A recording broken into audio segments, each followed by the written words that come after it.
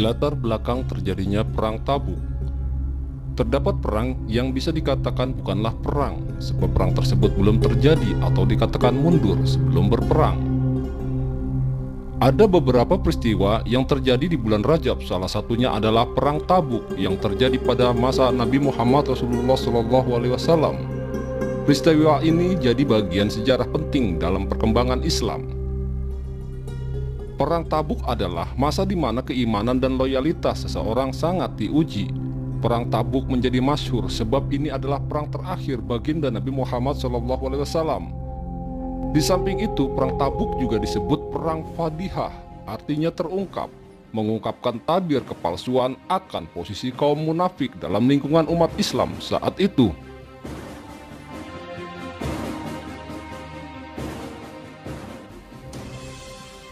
Perang Tabuk adalah peperangan kedua kaum muslimin melawan kekaisaran Bizantium Romawi.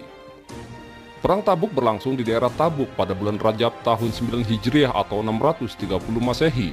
Daerah Tabuk terletak di 683 km sebelah barat laut kota Madinah. Heraklius memimpin langsung ratusan ribu pasukannya untuk mengalahkan tentara Islam. Pasukan Romawi bergerak ke wilayah utara Jazirah Arab dan menaklukkan Irak, Mesir, dan Damsyik.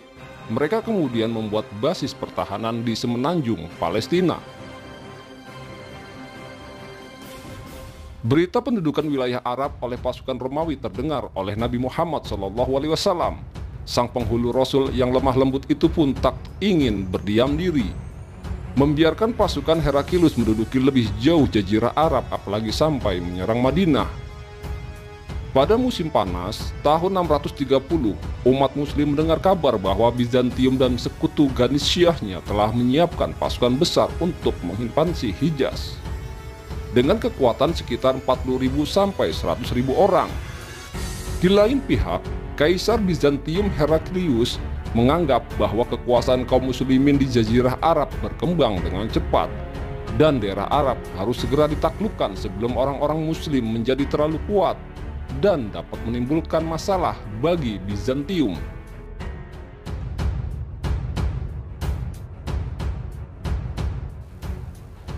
Jumlah pasukan Islam yang terkumpul sebenarnya cukup besar, 30.000 personil. Tetapi mereka minim perlengkapan perang, bekal makanan dan kendaraan yang ada masih sangat sedikit dibanding dengan jumlah pasukannya. Setiap 18 orang mendapat jatah satu onta yang mereka kendarai secara bergantian. Berulang kali mereka memakan dedaunan sehingga bibir mereka rusak. Mereka terpaksa menyembelih onta meski jumlahnya sedikit, agar dapat meminum air yang terdapat dalam kantung air onta tersebut. Oleh karena itu, pasukan ini dinamakan Jaisyul Usrah atau pasukan yang berada dalam kesulitan. Sebagai perang besar yang dipimpin langsung oleh Rasul, perang ini memberikan pelajaran berharga bagi kaum muslimin saat itu. Perang Tabuk mengajarkan pentingnya kejujuran, iman, dan bertahan dalam kesusahan yang ada. Perjalanan pasukan kaum muslim menuju Tabuk memakan waktu hingga 20 hari. Medan yang mereka tempuh sangat sulit. Selain keterbatasan bahan makanan, mereka harus menghadapi panasnya gurun pasir. Sesampainya di Tabuk, Rasulullah SAW berdiri di hadapan pasukan dan menyampaikan pidato yang penuh semangat. Jihad prajurit semakin membara pada perang ini. Sebelumnya Rasulullah telah menganjurkan para sahabat untuk berinfak karena jarak yang akan ditempuh agak jauh. Dalam perang ini, Abu Bakar radhiyallahu anhu mengorbankan seluruh hartanya. Umar radhiyallahu anhu juga telah mengorbankan setengah hartanya. Begitupun dengan Utsman radhiyallahu anhu yang mengorbankan perlengkapan perang untuk sepertiga pasukan, beserta sahabat lainnya menginfakkan lebih dari kemampuan mereka. Kondisi saat itu genting dan mencekam. Musim panas pun mendera. Kebun-kebun kurma di Madinah mulai ranum dan siap dipanen.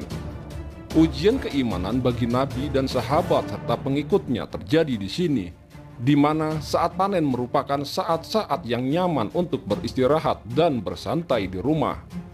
Sebagian besar mata pencaharian penduduk Madinah pun bergantung pada panen kurma ini. Nabi menggerakkan seluruh kaum muslimin untuk turut serta dalam perang besar melawan kaum kufar. Sungguh menjadi perkara teramat berat bagi orang-orang yang di hatinya terdapat penyakit kemunafikan untuk turut serta dalam perang tersebut. Inilah ujian untuk menyeleksi siapakah yang betul-betul beriman dan siapakah yang bermain-main dengan keimanannya.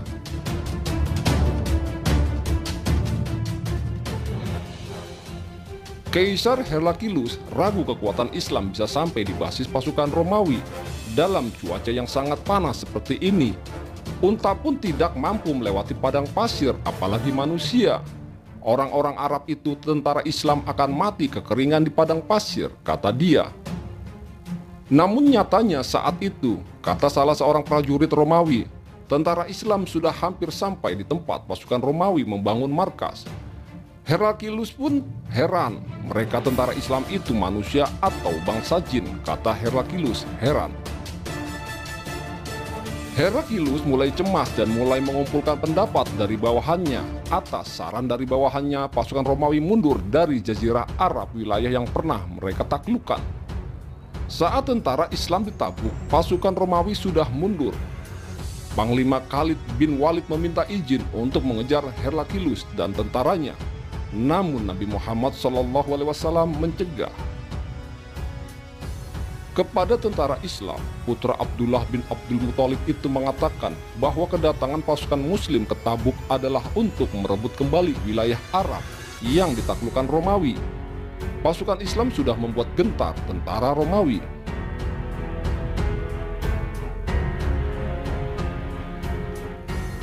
Setelah 10 hari berada di Tabuk, tentara Islam kembali ke Madinah, tepatnya pada 26 Ramadan tahun ke-9 Hijriah. Perang Tabuk menjadi perang terakhir Nabi Muhammad SAW. Kepergian Rasulullah SAW dan para sahabatnya menuju Tabuk menyelipkan begitu banyak hikmah. Perang ini dianggap sebagai ajang latihan fisik kaum muslimin.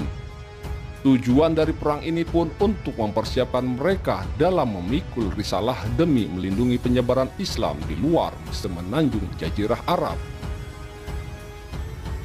Itulah sekelumit kisah Perang Tabuk, perang terakhir baginda Nabi Muhammad SAW.